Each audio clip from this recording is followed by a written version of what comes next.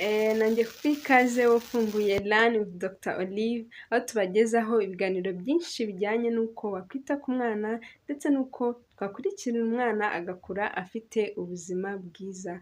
Uyu munsi rero ikiganiro ngiye gukora kigiye kwibanda ku mumama utwite, ibintu agomba gukora kugira ngo abyare umwana muzima, mwiza kandi umeze neza. Ni byiza rero yuko ukurikira ikiganiro kugera kirangiye kugira ngo hatagira ikintu na kimwe kigucika. Kandi niba utarakanda ku nzogera, ndagusaba gukanda subscribe kugira ngo tujye tubana kenshi mu biganiro bivuga cyangwa mu biganiro bijyanye n'ubuzima bw'abana n'icyatuma umwana abaho neza afite ubuzima bwiza. Ikintu cya mbere, niba uteganya gutwita, ndakubwira ibintu by'ingenzi ukwiye gukora kugira ngo umwana wawe numusama numutwita azabe ari umwana muzima, azakure ameze neza. Ikintu cya mbere, niba utaratwita ariko uteganya gutwita, nibuza mbere y'amezi 3 uteganya gutwita, ni byiza yuko ufata vitamine kugira ngo zigufashe kuba wasama neza, umwana agakura neza.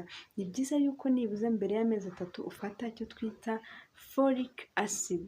Iyo ni ingenzi ku mama wese uteganya gutwita kugira ngo azasame umwana neza n'umwana akure neza, akurire mu nda neza.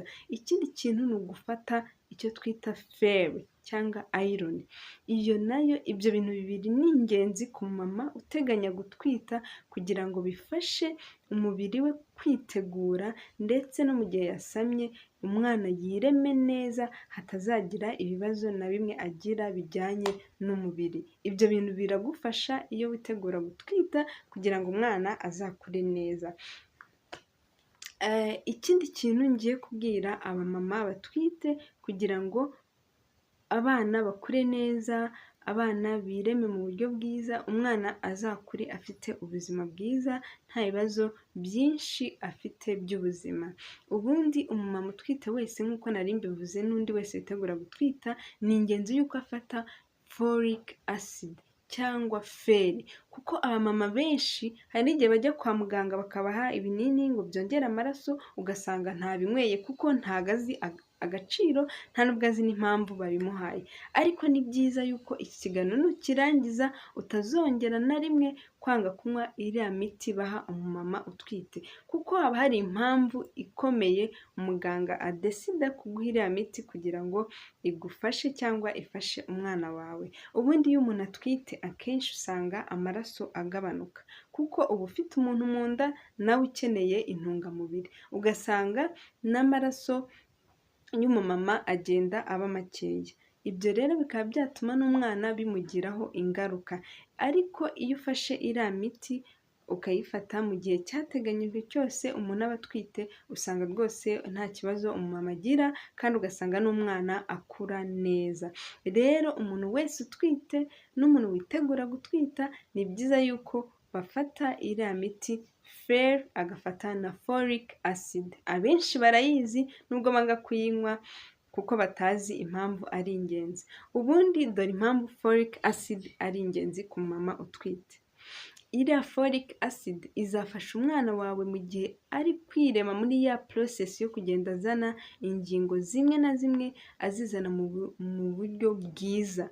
Nyine ugasanga uzabona abana benshi bavuka bafite ibibazo by'ubwonko, bafite ibibazo by'umugongo. Abo benshi urebye neza uko siyanse ivuga, usanga ari uko baba batarafashe iriya miti neza. Nubwo hari ibishobora kuba nyine uko, nta kindi twabihinduraho, ariko iyo wabifashe neza bigabanya amahirwe menshi, usanga ubyara umwana ameze neza. Harimo n'abayifata ugasanga arayifashe yarayihagaritse.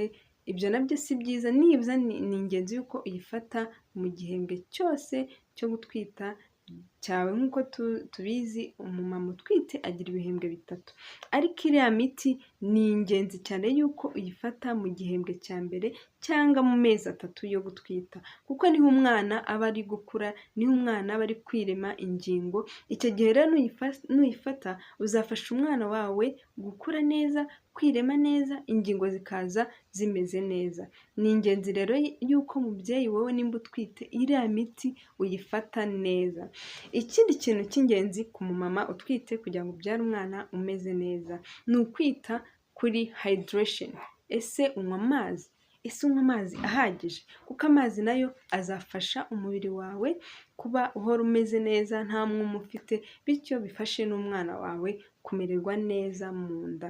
Akenshi iyo wafashe amazi neza, na ba bandi bagira ibibazo byo kuba bakuramo inda bishobora kuba byahagarara, cyangwa abagira ibibazo byo kuba babyara igihe kitageze, amazi rwose azagufasha kugira ngo utwite umererwe neza n'umwana amererwe neza.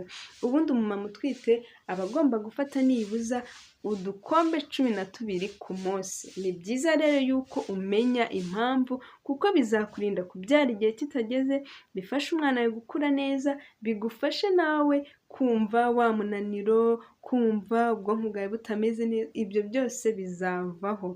Kwa kundi wiyumva nabi utwite, ibyo nubikora rwose bizavaho. Ni byiza rero yuko wita ku buzima bwawe, kuko iyo witaye ku buzima bwawe uba uri no kwita ku buzima bw'umwana. Ikindi kintu cy'ingenzi umumama utwite akwiye kwitaho, imirire ye. Ubundi umumama utwite aba akwiye gufata indyo yuzuye, ariko cyane cyane akibanda ku birimo minero, akibanda ku birimo vitamine, akibanda ku birimo poroteyine. Imbuto zirafasha kuko nazo ubwazo zirimo icyo kintu twita cyangwa iyo folic acid, ariyo ifasha umwana gukura neza.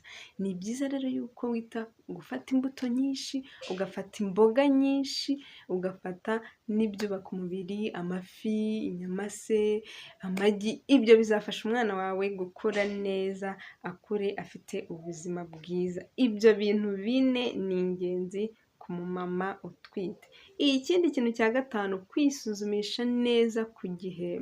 Abenshi hari igihe aza kubyara aribwo aje nyine atarigeze yikurikiranisha. Ibyo bintu ni bibi cyane, kuko ni byiza yuko muganga amenya yuko umwana mu nda ameze neza n'umubyeyi ameze neza. Kwisuzumisha neza nibura inshuro 8 kugeza ubyaye, ibyo rwose bizatuma ubuzima bwawe umuntu abona ko bumeze neza n'umwana ameze neza. Ibyo bintu nubikora uzaba uri gufasha cyangwa guha amahirwe umwana wawe kuba yavuka nta kibazo afite, akavuka ari umwana mwiza kandi akazakura neza.